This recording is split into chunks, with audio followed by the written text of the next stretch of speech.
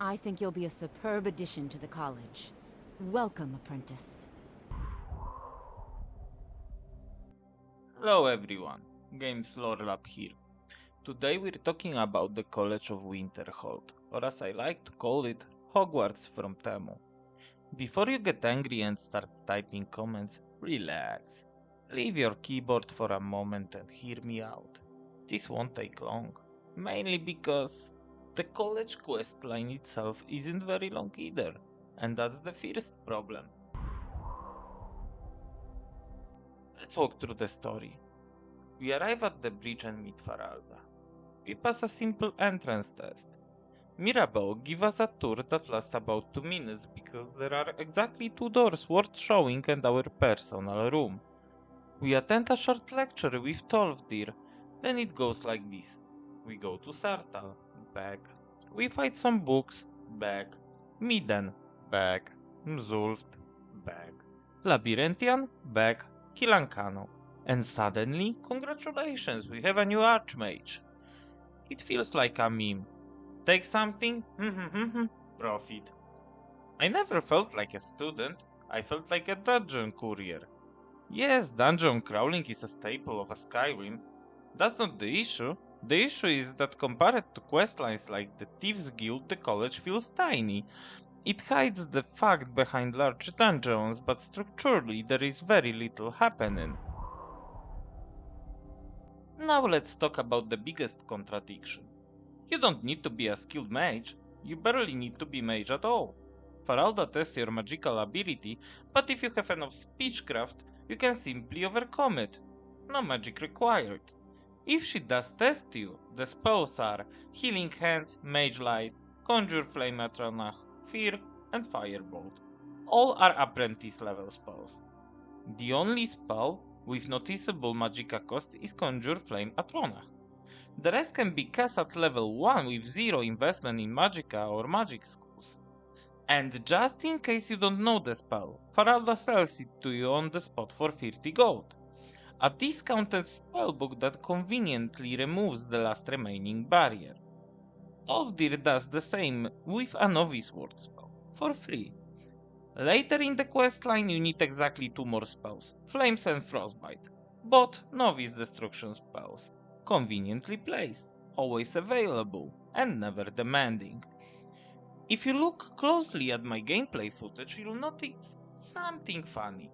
My Dragonborn carries 2 swords. She dual wields, runs in light armor, and never meaningfully costs spells, and yet she qualifies to become Arch-Mage. This brings us to Savos Aren. Savos spends roughly 17 hours a day standing still, staring at the sky. Not teaching, not supervising, not investigating anything. He doesn't look mysterious, he looks unfinished. And sadly, this gets worse when we learn his backstory in Labyrinthian. The problem is not the story itself, the problem is when we learn it. Making the player emotionally closer to Savos after his death is too late. That story should have been built before, not dumped at the end. Even worse, Savos clearly knew where the staff of Magnus was. He sealed Morrowind in Labyrinthian himself, yet he sends us to Nzulf first. Why? There is no logical reason, the only explanation is padding. Without Mzulf, the questline would be even shorter. So Savos effectively sabotages his own faction for the sake of structure. Let's jump back to Tolvdir. From the very first lesson he constantly repeats that magic is dangerous. Yet after watching us cast Mage Light and the Ward, he sends us alone into ancient Nordic ruin, Sartal, full of drog. And before anyone says he didn't know about the undead, at one point Tolvdir literally stops, says he will stay behind to examine the area, and tells us to go deeper alone. If magic is dangerous, then surely sending an apprentice into a ruin without backup is worse, unless swords and bows are considered safer than magic. Ironically, the best written character is uncanon. His actions make sense. His presence is uncomfortable. His interest in the Eye of Magnus is clear. He feels like a threat, which only highlights how underwritten everyone else is. The college consists of around 16 NPCs, but only a few matter. Savosaren, Mirabel, Tolvdir. If we're generous, we can include Faralda, Urak, and Arniel, but their involvement is minimal. The gameplay loop never changes. Talk to NPC, clear dungeon, and return. Lessons? Only you attended them. Other students exist, but they don't participate. Tolvdir casts Firebolt at your word. That's it, lesson is over. Why are you special? Why not the others? Arniel sends us to collect enchanted items in Sartal. Tolvdir reacts to events. Arniel stays behind. Why doesn't he help? Why doesn't anyone? Even Savos, when he was younger, went to Labyrinthian with 6 mages, and all of them died. Yet you go alone. This reminds me of Morrowind. You needed levitation to access Telvanni towers. You needed skill and attributes to advance in guilds. In Skyrim, for comparison, everything is handed to you. Even required spells are placed right next to you when needed.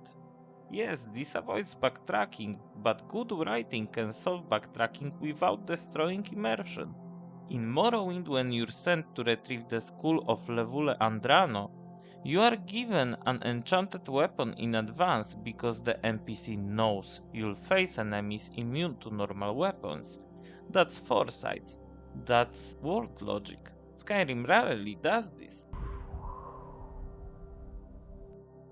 College of Winterhold is a school that doesn't teach, a mage guild that doesn't require magic, a dangerous institution that constantly sends apprentices alone. Its own dialogue contradicts its design. That's why it feels like a discount version of what it could have been. A shell, not a system. If you disagree, tell me why in the comments. If you agree, YouTube has a like button somewhere. And if you want more content about lore, quest design and broken systems in games, consider subscribing. Thanks for watching, and the next time we'll probably talk about the Dark Brotherhood.